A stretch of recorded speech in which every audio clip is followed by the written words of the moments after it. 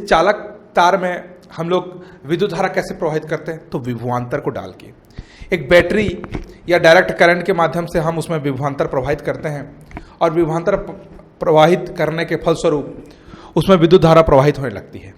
इस विद्युत धारा के कारण उसमें ऊष्मा उत्पन्न होती है या वह तार थोड़ी देर में गर्म हो जाती है। इसी को ऊष्मीय प्रभाव कहते हैं, क्योंकि उस जो चालक तार में ऊष्मा उत्पन्न हो रही है, इसलिए इसको ऊष्मीय प्रभाव बोलेंगे।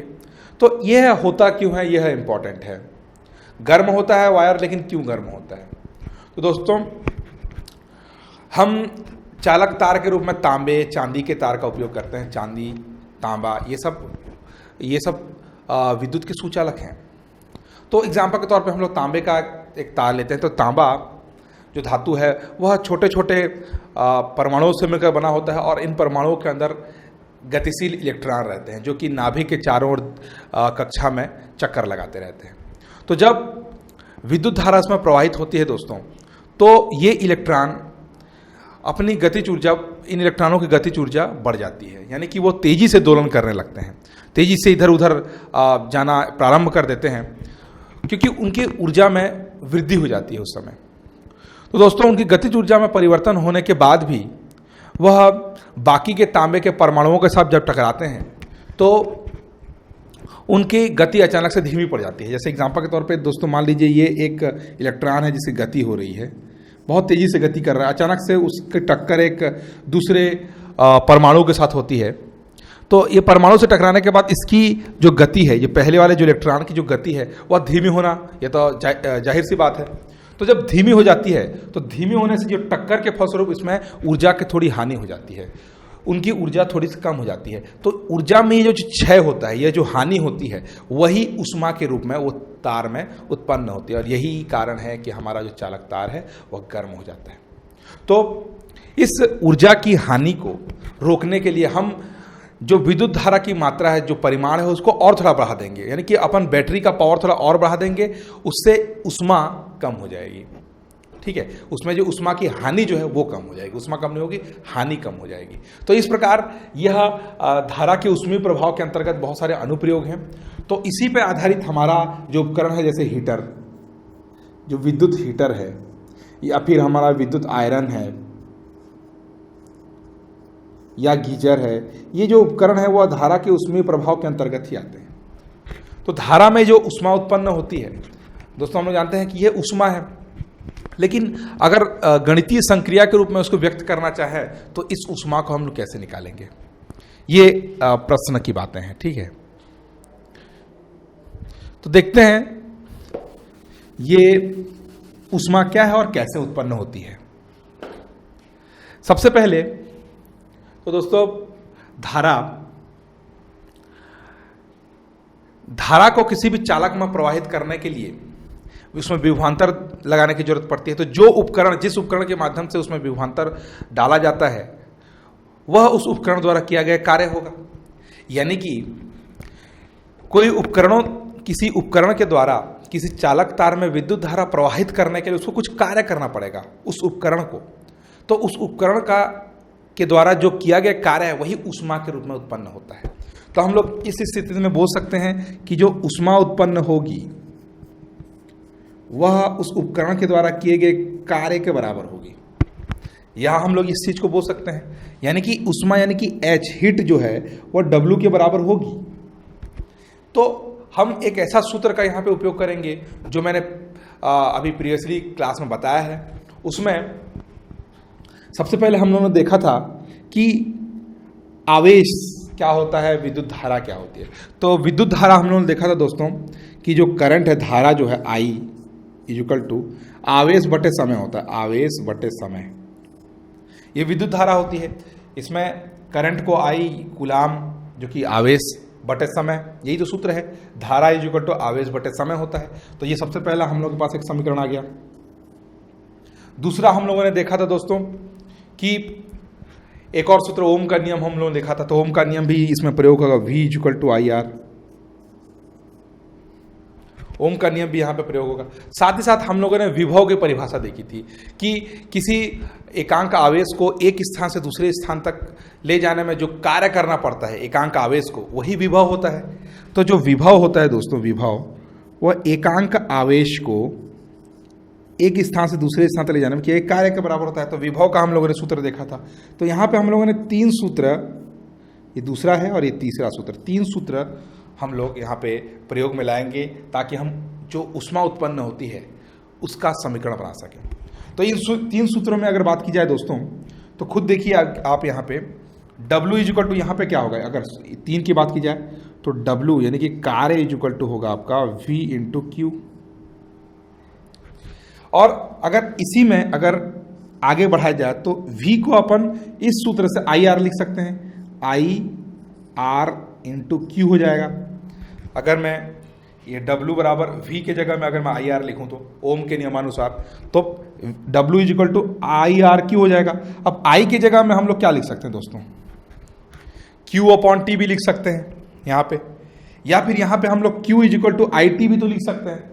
तो ये इस सूत्र से देखिए, इस समीकरण 1 से हम लोग क्या मिलता है, Q यानी कि आवेश बराबर धारा इंटू समय I इंटू टी। तो इस सूत्र का प्रयोग अगर हम यहाँ करें तो क्या होगा, W इज इक्वल टू, यहाँ मैं लिख देता हूँ ताकि आपको अच्छे से दिखाई दे इसको।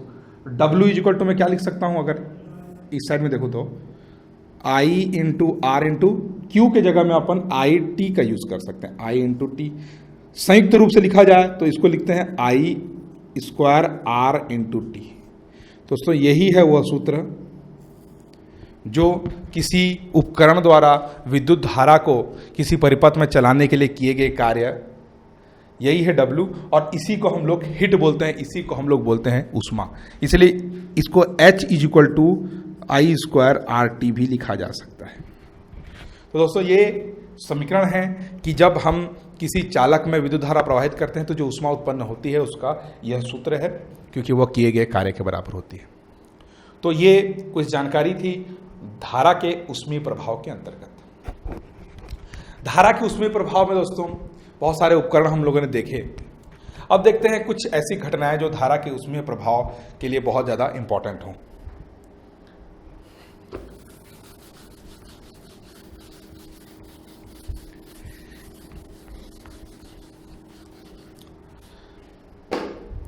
दोस्तों एक उपकरण किसी विद्युत धारा को परिपथ में चलाने के लिए उसको कार्य करना पड़ता है, हम लोग जान रहे हैं कार्य। तो अगर हम उस कार्य को समय के हिसाब से गिने, जैसे कि मैं बोलूं कि कोई भी उपकरण विद्युत धारा को किसी परिपथ में चलाने के लिए कितना कार्य करता है, 1 सेकंड में इतना कार्य किया, 2 सेकंड में इतना कार्य किया, अगर मैं उसको सेकंड के हिसाब से बांटूं तो उसको ही उसकी शक्ति बोलते हैं दोस्तों। यानी कि एक परिपथ में विद्युत धारा को चलाने के लिए उपकरण के द्वारा 1 सेकंड में किए गए कार्य को उसकी शक्ति कहते हैं। यानी कि शक्ति क्या हो गई, शक्ति, उस उपकरण की शक्ति क्या हो गई, 1 सेकंड में यानी कि एकांक समय में या फिर टी समय में किया गया कार्य ही तो शक्ति हुआ। फिर से बोलता हूं आपको अगर समझ में नहीं आया होगा तो, एक उपकरण है विद्युत धारा को इस परिपथ में 1 सेकंड चलाने में जितना कार्य करता है वही उसकी शक्ति है। तो 1 सेकंड में बोल के उसको टी समय में जितना कार्य करता है वही शक्ति है। इसीलिए यह सूत्र तो स्वाभाविक है दोस्तों, शक्ति का सूत्र यही होगा। तो शक्ति is equal to W upon T. अगर मात्रकों की बात की जाए तो शक्ति यानी कि power is equal to W का मात्रक जूल होता है दोस्तों, जूल, कार्य का मात्रक जूल और इसका मात्रक होता है सेकंड। तो कुल मिलाकर हम लोग क्या बोल सकते हैं, उसको जूल प्रति सेकंड अपन बोल सकते हैं। यह है शक्ति का मात्रक, और शक्ति की मात्रक को जूल प्रति सेकंड बोलेंगे, या संयुक्त रूप से इसको हम लोग बोलेंगे वाट। वाट, इसको W से निरूपित किया जाता है, वाट। यानी कि 1 वाट बराबर क्या, 1 जूल प्रति सेकंड। यानी कि 1 वाट इसके हिसाब से बोले क्या होगा, 1 वाट क्या होगा, 1 वाट क्या होगा, 1 जूल बटे 1 सेकंड। यानी कि उपकरण द्वारा 1 सेकंड में अगर 1 जूल कार्य किया जाए, 1 सेकंड में 1 जूल अगर उपकरण के द्वारा कार्य किया जाए तो उसकी शक्ति कितनी कहलाएगी, 1 वाट कहलाएगी। तो ये वाट जो है वह नॉर्मल मात्रक है। इसको अगर दूसरे तरीके से मिला तो किलो वाट भी बदल सकते हैं, किलो वाट, मेगावाट, 1 किलोवाट की अगर बात की जाए तो वो होता है 10 की घात 3 वाट के बराबर। मेगावाट यानी कि 10 की घात 6 वाट के बराबर। तो ये कुछ मात्रक हैं, बड़े बड़े मात्रक हैं। सबसे बेसिक तो आपको वाट याद रखना है। 1 किलोवाट ये होता है। घर में जब आप बिजली का उपयोग करते हैं तो आप यूनिट के हिसाब से उसको नापते हैं। यूनिट बोलूं या बोलूं किलोवाट घंटा, दोनों एक ही बात है दोस्तों। और एग्जाम में ये क्वेश्चन बहुत इंपॉर्टेंट तरीके से पूछा जाता है। बहुत इंपॉर्टेंट है क्योंकि एग्जाम में एक ऐसा क्वेश्चन पूछा जाता है जैसे अगर एक विद्युत कंपनी के द्वारा प्रति यूनिट 5 रुपए की दर से अगर विद्युत का भाव हो, विद्युत का एक भाव होता है, तो 100 वाट का बल्ब अगर 3 घंटे तक चलाएं किसी के घर में तो कितना बिजली का बिल आएगा। तो आप अपने दैनिक जीवन में भी बिजली का बिल कैसे आता है उसके बारे में जानने की इच्छुक होंगे। बहुत सारे लोग जो विद्युत के बारे में बहुत जानकार होते हैं लेकिन उनको ये सब चीज़ें पता नहीं होती कि जो विद्युत कंपनियां हैं वह हमसे पैसे किस आधार पर वसूल करते हैं। तो उसका भी ट्रिक आज आपको बता देता हूं कि विद्युत कंपनियां कैसे हमसे पैसे वसूलती हैं, किस प्रकार ये विद्युत का चार्जेस आता है। आप लोगों ने देखा होगा कि विद्युत का बिल आता है, कहीं 300 आता है, कहीं 1000, कहीं 2000, इस प्रकार। तो ये जो पैसे आते हैं वो किस आधार पर विद्युत कंपनी नापती है, तो वो आधार है दोस्तों यूनिट के आधार पर। बोलते हैं 1 यूनिट है, 2 यूनिट, 3 यूनिट। तो ये यूनिट बोलूं या किलोवाट घंटा बोलूं, दोनों एक ही बात है। तो चलिए देखते हैं इसके बारे में। ये किलोवाट घंटा दोस्तों शक्ति का मात्रक है।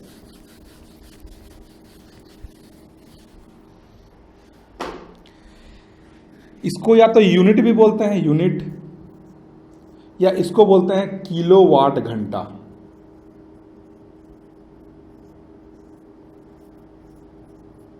यूनिट बोलते हैं, किलोवाट घंटा, एक ही बात है। तो देखते हैं दोस्तों इसमें कैलकुलेट कैसे किया जाता है। तो देखिए दोस्तों, कुल मिला के आपका जो यूनिट यानी कि इकाई, कितनी इकाई आपने ऊर्जा उपयोग में की है। आप अपने घर में बिजली का उपयोग करते हैं, वो एक प्रकार की ऊर्जा है। तो आप उस ऊर्जा को कैसे कैलकुलेट करेंगे, तो उसको कैलकुलेट करने का सूत्र होता है दोस्तों ऊर्जा, उस विद्युत ऊर्जा की मात्रा या विद्युत ऊर्जा, कितनी विद्युत ऊर्जा का आप उपभोग करते हैं, वो आप कैसे निकालेंगे। उसके लिए आपको वाट इंटू घंटा बटे 1000, ये सूत्र होता है उसका। वाट इंटू घंटा बटे 1000 भी बोलते हैं उसको। दूसरे तरीके में वाट को अपन क्या लिख सकते हैं, वाट को अपन क्या लिख सकते हैं, वोल्ट इंटू एम्पियर, यानी कि एम्पियर कितना एम्पियर आपने यूज किया है, इंटू घंटा बटे 1000, ऐसे भी लिख सकते हैं इसको। तो इन दोनों सूत्रों का उपयोग कर सकते हैं आप कितना यूनिट का उपयोग कर रहे हैं उसके लिए। तो इसको विद्युत ऊर्जा लिखूं या मैं इसको लिख देता हूं दोस्तों यूनिट, ये 1 यूनिट के बराबर है, ठीक है। तो एग्जांपल के तौर पे एक क्वेश्चन अगर जैसे बोलूं कि आप 100 वाट का एक बल्ब लेते हैं, 100 वाट बल्ब का शक्ति है 100 वाट। अगर आप उसको 2 घंटे तक चलाते हैं, 2 घंटे तक आप उसको चलाते हैं, तो बिजली का कितना बिल आएगा, ये हमारे पास क्वेश्चन है।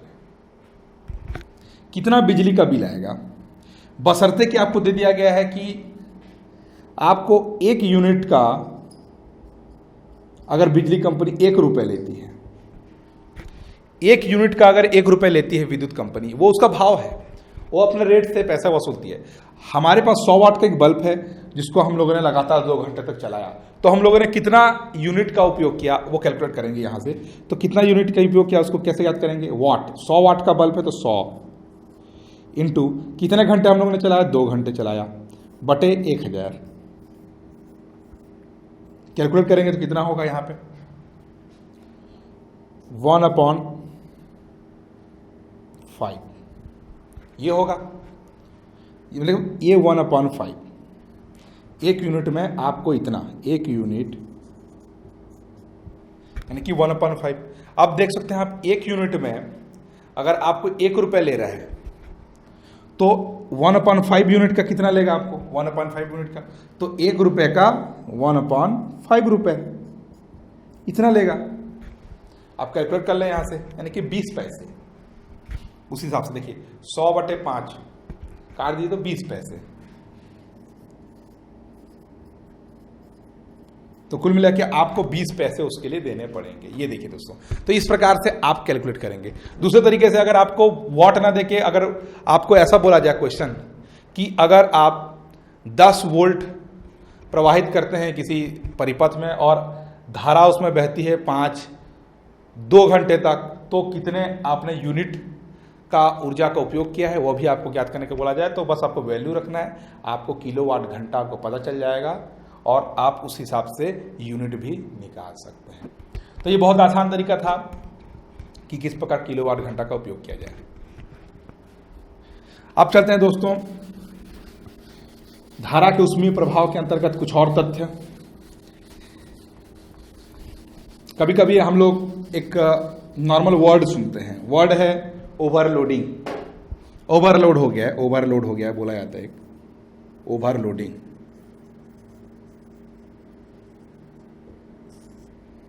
इसको बोलते हैं हिंदी में अति भारण, ओवरलोडिंग या फिर अति भारण। तो क्या होता है ओवरलोडिंग, क्या होता है अति भारण? देखते हैं दोस्तों कि हम लोग जब विद्युत के सुचालक ऐसे चालक तारों का उपयोग करते हैं हम लोग, जैसे मैं एक चांदी का तार ले लूं या फिर मैं एक तांबे का तार ले लूं, तो इन तारों की एक विशेष क्षमता होती है। क्षमता इन द सेंस कि विद्युत धारा की एक निश्चित मात्रा होती है, अधिक से अधिक एक निश्चित मात्रा होती है जो उस तार से होकर प्रवाहित हो सकती है। यानी कि मैं एक तांबे का अगर मैं तार ले लूं तो इस तांबे के तार पे ज्यादा से ज्यादा कितनी विद्युत धारा प्रवाहित हो सकती है, वह एक निश्चित उसका मान होता है। उससे ज्यादा अगर आप उस पर विद्युत धारा प्रवाहित करें तो उससे प्रवाहित नहीं होगी। तो एक निश्चित उसका लिमिटेशन होता है। इस लिमिटेशन, ठीक है, ये तो होगी उसका लिमिटेशन। तो मान लीजिए यहाँ तांबे का एक तार जिसका एक लिमिटेशन होता है कि वह 10 एम्पियर से ज्यादा विद्युत धारा अपने में से प्रवाहित होने नहीं दे सकता, ऐसा एक वैल्यू मान लेते हैं। तो अगर इस चालक तार पे हम एक ऐसा उपकरण लगा दें, साइड में यहां पे एक उपकरण में एक ऐसा लगा दूं जिसकी क्षमता इसकी अपेक्षा बहुत ज्यादा है, यानी कि अगर इसमें ज्यादा से ज्यादा 5 एम्पियर की धारा बह सकती है, तो इस उपकरण की क्षमता यह है कि यह 10 एम्पियर की धारा प्रवाहित कर सकता है, यानी कि इसकी क्षमता इससे ज्यादा है। तो उस अवस्था में दोस्तों अगर ये 10 एम्पियर प्रवाहित करेगा तो इसमें तो धारा बहेगी नहीं। तो इसी अवस्था को बोलते हैं दोस्तों अति भारण या फिर ओवरलोडिंग। बोला जाता है कि जितना आपका वायर की क्षमता नहीं है, आप उतने से ज्यादा अगर आप धारा प्रवाहित करेंगे तो ओवरलोड तो होगा ही है। तो उसी को बोलते हैं दोस्तों ओवरलोडिंग, जिसको हम बोलते हैं अति भारण। आपको आई होप समझ में आ गया होगा। मतलब जब किसी विद्युत धारा, जब किसी उपकरण के द्वारा ऐसी विद्युत धारा की मात्रा को उस चालक तार में प्रवाहित किया जाए जितनी उस चालक तार की निश्चित क्षमता से परे हो, उस चालक की निश्चित क्षमता से अधिक हो, तो इस प्रकार की अवस्था को ओवरलोडिंग बोलते हैं या फिर अति भारण बोलते हैं। अति भारण के बाद एक और वर्ड आता है लघु पतन। लघु पतन, लघु पतन, लघु पतन क्या होगा? शॉर्ट सर्किट, शॉर्ट सर्किट हो जाता है, कभी कभी लघु पतन हो जाता है। उससे क्या होता है? लघु पतन यानी कि दोस्तों जो फेस होता है और जो न्यूट्रल होता है दोनों आपस में जब कनेक्ट हो जाते हैं तो उसको लघु पतन बोलते हैं। यानी कि कभी कभी ऐसा होता है दोस्तों कि जो फेस होता है हम लोगों का, फेस या फिर इसको विद्युतमय बोलते हैं, विद्युतमय जो हम लोग एक तार होता है और एक न्यूट्रल तार रहता है, ठीक है। तो ये जो न्यूट्रल तार दोनों आपस में कनेक्ट हो जाते हैं, ऐसी स्थिति आती है कि प्रतिरोधकता का मान शून्य हो जाता है, प्रतिरोध का मान शून्य हो जाता है। उस स्थिति में दोनों आपस में कनेक्ट हो जाते हैं और विद्युत धारा की मात्रा बहुत ज्यादा बढ़ जाती है। तो उस स्थिति में चिंगारी उत्पन्न हो जाती है दोस्तों। इसी कंडीशन को बोलते हैं लघु पतन या फिर शॉर्ट सर्किट। आपको बस इतना याद रखना है, उससे ज्यादा नहीं। तो इन सब चीजों से बचने के लिए हमारे पास जो सबसे प्रमुख युक्ति उपयोग में लाई जाती है, जो एग्जाम्स में भी पूछा जाता है, वह है फ्यूज तार। तो क्या होता है यह फ्यूज तार, किन किन चीजों से बनाया जाता है और कैसे वह हमारे उपकरणों की रक्षा करता है, यह जानना आवश्यक है। तो चलिए देखते हैं फ्यूज तार क्या है।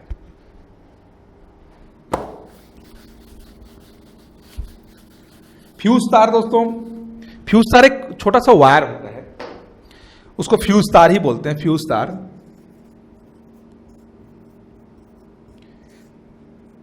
ये जो फ्यूज तार होता है वह दो पदार्थों से मिलकर बना होता है, एक होता है टीन और एक होता है सीसा। ये एग्जाम का क्वेश्चन है दोस्तों, फ्यूज तार किससे बनता है, तो टीन और सीसे से बनता है। इसमें आपका 63% टीन रहता है, बाकी 37% आपका सीसा रहता है। इसी के अराउंड इसमें उपयोग में लाया जाता है फ्यूज तार बनाने के लिए। 63% टीन का उपयोग किया जाता है और 37% सीसे का उपयोग किया जाता है इसमें। तो इस फ्यूज तार पे ऐसा इसीलिए किया जाता है क्योंकि इसका गलनांक कम हो जाए, गलनांक कम हो और इसकी प्रतिरोधकता उच्च हो, प्रतिरोध उच्च हो। ऐसा क्यों होता है, ऐसा क्यों करते हैं? देखिए दोस्तों, हमारे जो घरों में उपकरण लगे होते हैं वो श्रेणी क्रम में लगे रहते हैं। यानी कि अगर अचानक से अगर कभी लघु पतन या फिर अति भारण की कोई कंडीशन आ जाए तो सारे उपकरण तो खत्म होने ही होने हैं, खराब होने ही होने हैं। तो इन उपकरणों की रक्षा के लिए हमारे पास एक ऐसी युक्ति उपयोग में लाई जाए कि अचानक से अगर बिजली ज़्यादा हो जाए, अचानक से अगर विद्युत धारा का प्रवाह बढ़ जाए तो यह वायर बीच में टूट जाता है। क्यों? क्योंकि तापमान बढ़ने से इसका गलनांक कम है, इसलिए यह टूट जाता है क्योंकि गलनांक कम है। साथ ही साथ प्रतिरोधकता इसकी उच्च है, यानी कि इससे होकर एक निश्चित मात्रा से ज्यादा विद्युत धारा प्रवाहित नहीं हो सकती, इसीलिए इसका प्रतिरोधकता जो है उच्च रखा जाता है। इसीलिए हम लोग टीन और शीशे का उपयोग करते हुए फ्यूज तार बनाते हैं ताकि हमारे घरों के उपकरण काफी सुरक्षित रह सकें। गलनांक कम यानी कि अगर एक निश्चित तापमान से ज्यादा तापमान अगर हुआ उस वायर का तो वो टूट जाता है। ये वायर एक निश्चित टेम्परेचर से ज्यादा अगर हुआ तो टूट जाएगा, ये सुरक्षित हो जाएगा। विद्युत धारा इधर से होकर उधर पार होने नहीं पाएगी। एक पुल टाइप से काम करता है। ये एक ऐसा पुल है जिसकी एक लिमिटेशन है और उस लिमिटेशन का उपयोग हम अपने पावर के लिए करेंगे, यानी उसकी कमी ही उसकी शक्ति है, इसकी कमजोरी ही लोगों को पसंद आती है। इस फ्यूज तार की जो कमजोरी है उसी का फायदा उठाया जाता है हमारे विद्युत के अलग अलग उपकरणों से, अलग अलग उपकरणों को इस लघु पतन और अति भारण के कंडीशन से बचाने के लिए। तो साथ ही साथ प्रतिरोधकता उच्च होती है ताकि एक निश्चित मात्रा से ज्यादा अगर विद्युत धारा प्रवाहित हो तो प्रतिरोधकता उच्च होती है, यानी कि विद्युत धारा का मान वहां पे कम कर दिया जाता है, विद्युत धारा उससे प्रवाहित नहीं हो पाती है। तो ये दो कंडीशन है, इन दोनों कमियों का उपयोग करते हुए दोस्तों हम लोग हमारे उपकरण को बचा लेते हैं। यही होता है फ्यूज तार। तो फ्यूज तार के बाद ये हो गई हम लोगों के धारा का ऊष्मीय प्रभाव। तो धारा के ऊष्मीय प्रभाव के अंतर्गत हम लोगों ने देखा कि किस प्रकार धारा का ऊष्मीय प्रभाव का उपयोग हम अपने दैनिक जीवन में करते हैं और कैसे हम लोग फायदा उठाते हैं उसका। अगला देखते हैं धारा का चुंबकीय प्रभाव। दोस्तों, धारा का चुंबकीय प्रभाव सबसे पहले किया था आर टेस्ट ने, इसीलिए इसको आर टेस्ट का प्रयोग कहते हैं। आर टेस्ट का प्रयोग उन्होंने क्या किया था दोस्तों, वैज्ञानिक आर टेस्ट जो थे उन्होंने क्या किया कि जब एक चालक तार में विद्युत धारा प्रवाहित की जा रही है तो उस स्थिति में उसके पास अगर एक चुंबकीय सुई लाई जाए तो चुंबकीय सुई में थोड़ा सा कंपन स्टार्ट हो जाता है। इसका मतलब क्या है, चुंबकीय सुई तो सिर्फ चुंबकीय क्षेत्र में ही विक्षेपित होती है, तो जब चालक तार के पास में लाया उसको तो विक्षेपित क्यों होगी? जरूर उसके पास में कोई चुंबकीय क्षेत्र है तभी जाके वह विक्षेपित होती है।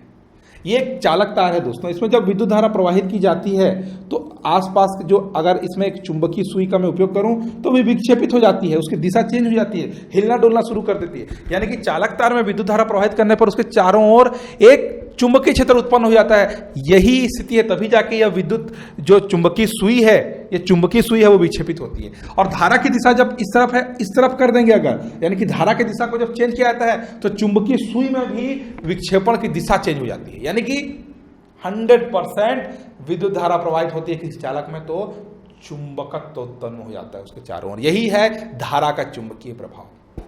तो धारा के चुंबकीय प्रभाव का उपयोग हम लोग कहां करते हैं? मोटर में, विद्युत मोटर में। मोटर जो कि विद्युत ऊर्जा को यांत्रिक ऊर्जा में परिवर्तित करता है, विद्युत को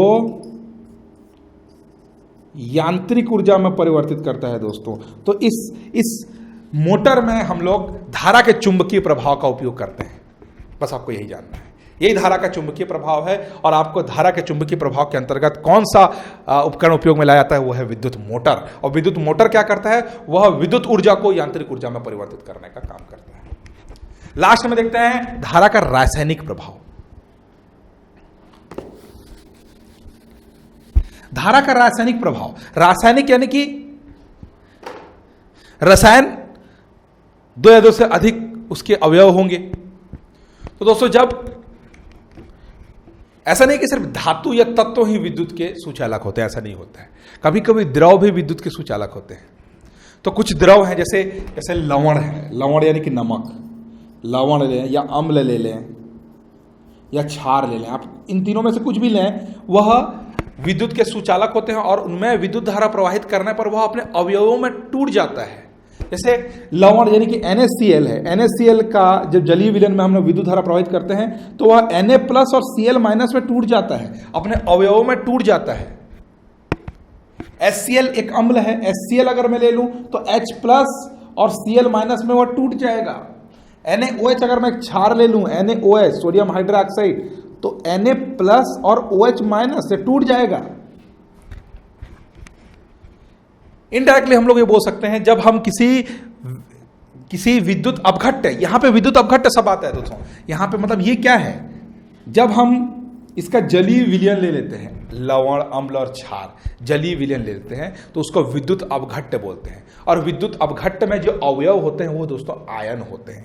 यानी कि अगर मैं एक विद्युत अपघट्ट NaCl के विद्युत अपघट्ट में अगर मैं विद्युत धारा प्रवाहित करता हूं तो वह अपने आयनों में टूट जाता है, अपने अवयवों में टूट जाता है।